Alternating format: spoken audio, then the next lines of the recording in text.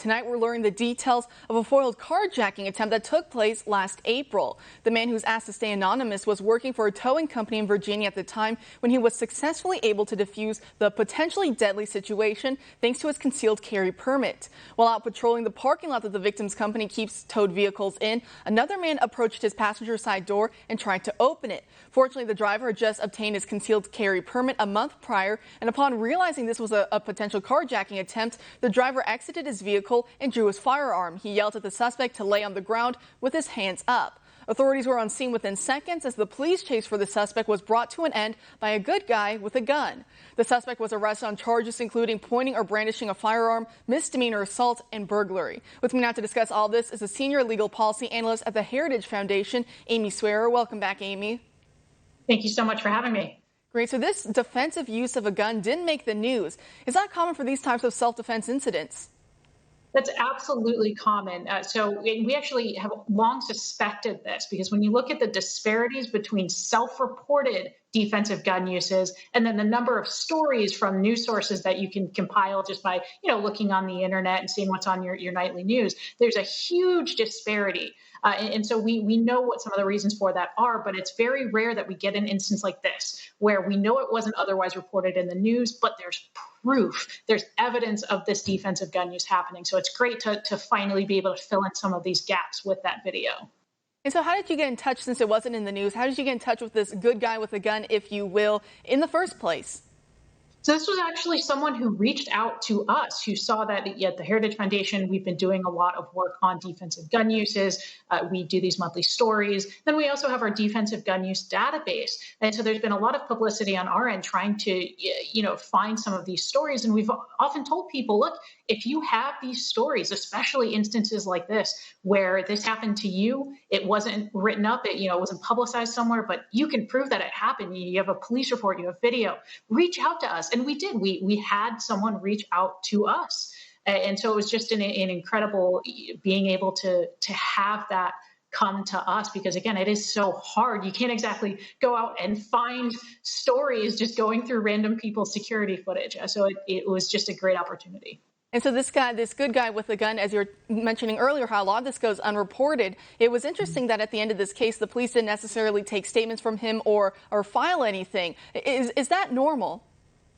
Well, so I'm not a police officer, clearly. I'm not going to comment on what is or isn't normal. But when you think through, what probably happens with a lot of instances like this, where the gun isn't fired, where, there's not a controversy over, did this person act in lawful self-defense, what you want to consider, low profile defensive gun uses. It makes sense that, you might have a cop, in this case, the law enforcement officers were more concerned with, hey, look, we captured this guy who was wanted for a string of, armed robberies and armed assaults, that the focus really doesn't become who was this good guy with a gun? What did he do? Because they have all the facts otherwise that matter. And so it makes sense that these low profile instances maintain a low profile in the police report, in any sort of news reporting about this individual who was arrested. It was probably going to be about what he did and not how he got caught. So it makes sense. But again, what isn't common with individual police officers, not my forte, but it does make sense that there are reasons for why we don't see these write-ups more often. And so when we see in this particular case, the good guy with the gun, he was lucky that, in fact, there were police officers that were able to be on scene relatively quickly. But usually when it comes down to these defensive uses of guns, when seconds count, as the saying goes, police officers are usually minutes away, and sometimes that can be too late. Does this case kind of drive home that point? Oh, absolutely. I mean, this individual with this defensive gun use was fortunate. The police were already out looking for this suspect, so they were right there on scene. But so often, and you see this in the defensive gun uses that we report on every month, where, it's minutes, sometimes hours before police are able to arrive on the scene, where you have people literally on the phone with 911 saying, please come help, someone is breaking into my home. And the first person who shows up to help is not a police officer, but an armed neighbor to assist them.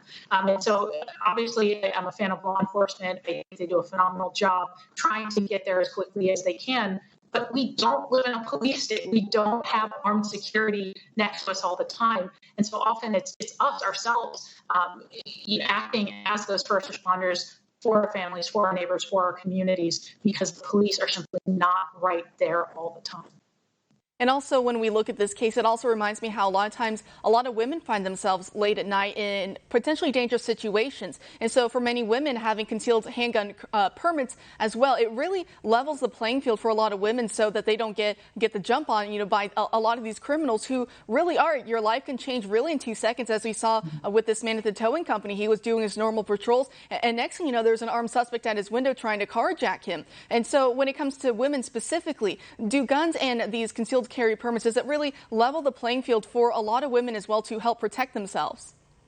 Well, absolutely. And I think you're actually seeing more women start to realize this, understand this. When you look at the explosive growth in gun ownership and concealed carry permit seekers in the last year, especially, a lot of those are women who, for the first time, are looking at gun ownership as a right that benefits them. But also encourage viewers to go look at.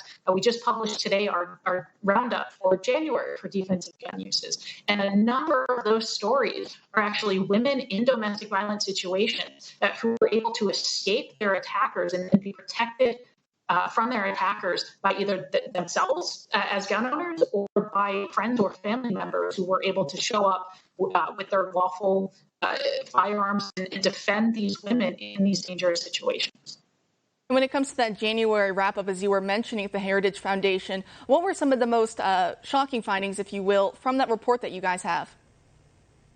So as I said, there were a number of defensive gun uses that dealt with domestic violence situations this last month, which on the one hand is unfortunate because domestic violence is a very significant issue, but it was good to see so many women being able to fight back. And the one that sticks out in my mind is actually a woman who the week before had been beaten up by her boyfriend or her significant other, ended up in the hospital seeking a restraining order, and was so afraid that this individual was going to come back and attack her that she got out her rifle and stayed up all night with her rifle. And unfortunately, that individual did come back and try to break into the house, and she was able to defend herself.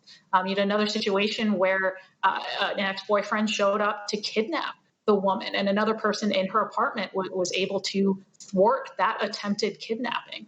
And a Lyft driver, you had a Lyft driver who was attacked by two men. She's just doing her job. And these men thought they had an easy target in a confined space, and she was able to use her gun to defend herself and chase them off. And so, again, just a number of incredible stories, both in that op-ed, and then if you check out our defensive gun use database, it's an interactive map. You can see all the ones that we just didn't have the space to write about this month. I guess we can say that the term "a good guy with a gun," it's more than just a talking point that comes up in politics every now and then. It's real, and there's real faces behind the term "good guy with a gun." Amy Swearer, thank you so much for sharing these stories with us tonight. Thank you for having me. Thanks for watching the Heritage Foundation's YouTube channel. With more than 500,000 members, we are the nation's largest conservative research and education institution. We believe the principles and ideas of the American founding are worth conserving and renewing. Please help us further our mission by subscribing to this channel and sharing our videos with your family and friends.